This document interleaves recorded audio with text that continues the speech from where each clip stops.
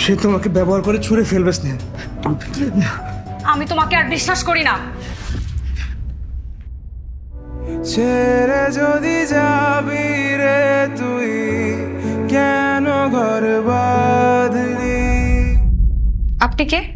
তার আগে আপনি বলুন, আপনি কে? আমি ইফাজের স্ত্রী। হোয়াট? আপনি ইফাজের স্ত্রী হলে আমি কে? ইফাজ! ডাকতেছো কেন? জান ডাকতেছি কেন? এই মহিলা কে? কে এই মহিলা? কি বলছো? ইফাজ, তুমি এই মহিলাকে ক্লিয়ার করো। আমি তোমার কি হই একে বলো। অবিবাহিত সেজে এই মেয়ের সাথে তুই পরক্রিয়া চালিয়ে গেছিস না? ছি ছি ইফাজ, ছি! তুই এত নোংরা, তুই এত খারাপ। একটা বার তুই আমার সন্তানের কথা, আমার কথা ভাবিসনি? আরে বাবা, আমি তো এই মহিলাকে চিনি না। এই এই মহিলা, আপনি কে? আমার বাসায় আসছেন কেন এত রাতে? আমার সংসার ভাঙার জন্য? হ্যাঁ, যান আমার বাসা থেকে বেরিয়ে যান, আমি আপনাকে চিনি না। কি? এই আপনি দাঁড়াইছেন কেন? যান, বেরিয়ে যান। ইফাজ, প্লিজ মিথ্যা কথা বলো না। আমরা একটা রিলেশনশিপে ছিলাম।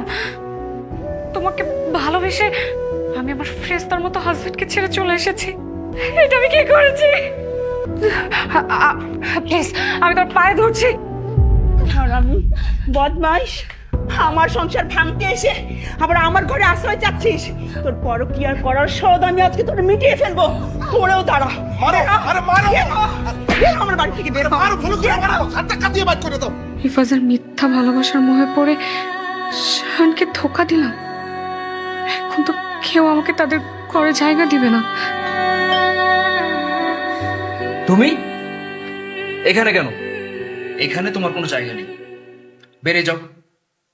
Get lost. না, আমি যাব না। এটা আমার স্বামীর ঘর। আমি আমার স্বামীর ঘর ছেড়ে কোথাও যাব না, আর কোনোদিন যাব না। আমি ভুল করেছি, অন্যায় করেছি। এই পৃথিবীর সব থেকে জঘন্যতম অন্যায় করেছি, কিন্তু আমি আমার ভুল বুঝতে পেরেছি। আমাকে ক্ষমা করে দাও, প্লিজ আমাকে ক্ষমা করে দাও। আমাকে ভিতরে যেতে দাও। খবরদার, কেন আসছিস?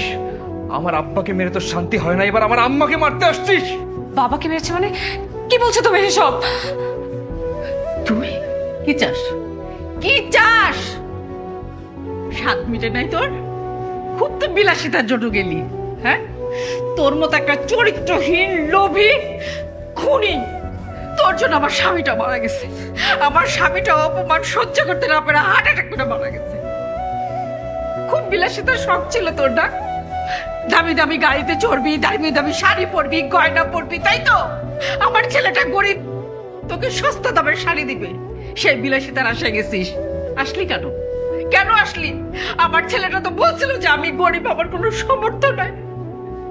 বলছে না তোকে আমার এই ছেলেটার বিলাসিতা তোকে দিতে পারতো না, কিন্তু ও তো ভালোবাসতো। আমার ছেলেটার এত বড় একটা মন ছিল, সেই মনটা দিয়ে তোকে ভালোবাসছে। তোকে মাথায় তুলে রাখছি, রাখি নাই? কখনো মনে করছি যে তুই আমার ছেলের বউ? সবসময় মনে করছি তুই আমার মেয়ে।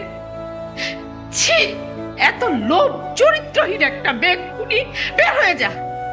যদি কোথাও জায়গা না থাকে গলায় পড়ে যা। তোর মতো মেয়ে, নষ্ট একটা মেয়ে, আমার বাড়িতে কোনো জায়গা নেই। বের করে দেয় খুনিটারে। মা, মা, আমি আমার ভুল বুঝতে পেরেছি। মা, শান, শান, প্লিজ তোমাকে তাড়িয়ে দিও না। আমি জানি আমি অনেক বড় জঘন্যতম অন্যায় করেছি, আর এই অন্যায়ের জন্য বাবা আমাকে আশ্রয় দেয়নি। এখন তুমি যদি আমাকে আশ্রয় না দাও, তাহলে মৃত্যু ছাড়া আমার কাছে আর কোনো উপায় থাকবে না। প্লিজ মরে যা তুই, তুই মরে যা। তুই মরলে অন্তত আমরা কয়েকটা মানুষ মান সম্মান নিয়ে বাঁচতে পারবো। তুমি আমার মৃত্যু কামনা করছো? করছি।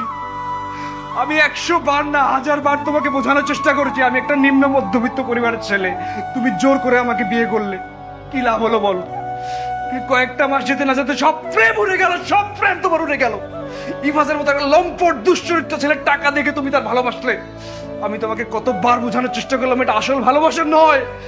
আরে মেয়ে, কোন পুরুষ আরেকটা বিবাহিত মেয়েকে ভালোবাসতে পারে না। যেটা করে সেটা হচ্ছে ভালোবাসার উপরে তাকে বুক করার জন্য। তুমি বুঝতে চেষ্টা করলে না।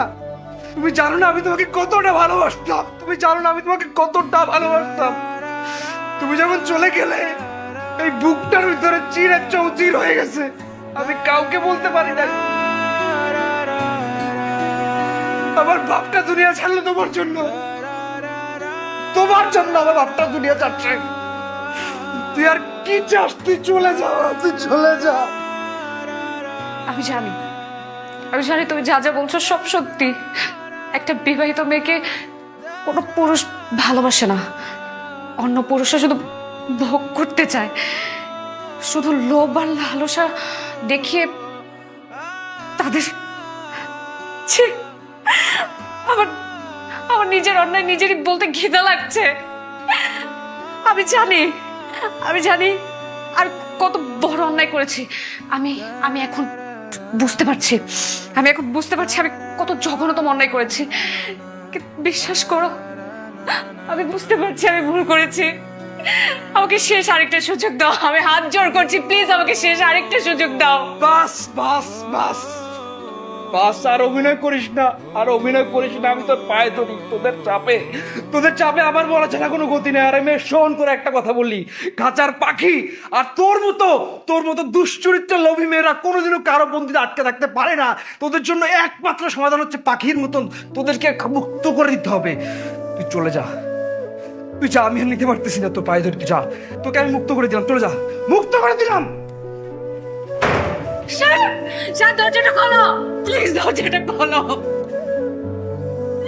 প্লিজ দরজাটা খোলো। ছেড়ে যদি যাবি রে তুই, আমি আমার ভুল বুঝতে পেরেছি, প্লিজ দরজাটা খোলো। হৃদয়টাকে ভেঙে দিয়ে মিথ্যে ময় আমি তো তোমাকে আমার চেয়েও বেশি ভালোবেসেছি না। ছেড়ে যদি যাবি রে তুই, তুমি ঈশ্বরের মর্যাদা রাখতে পারলে না, বাদলি অথচ হৃদয়টাকে ভেঙে অথচ আমি আর কোনোদিন কাউকে এতটা ভালোবাসতে পারবো না। ময় মাখলি। এই পৃথিবীতে কোনো বিবাহিত স্ত্রীর কোনো দ্বিতীয় পুরুষের কাছে যাওয়াটা উচিত না। যদি কেউ আপন হয়ে থাকে তাহলে তার স্বামী,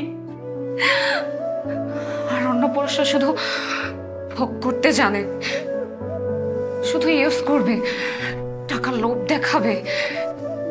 সব মোহমায়া। যদি সত্যি কেউ ভালোবাসে, শুধুমাত্র স্বামী। ছেড়ে যদি যাবি রে তুই, কেন ঘর বাঁধলি?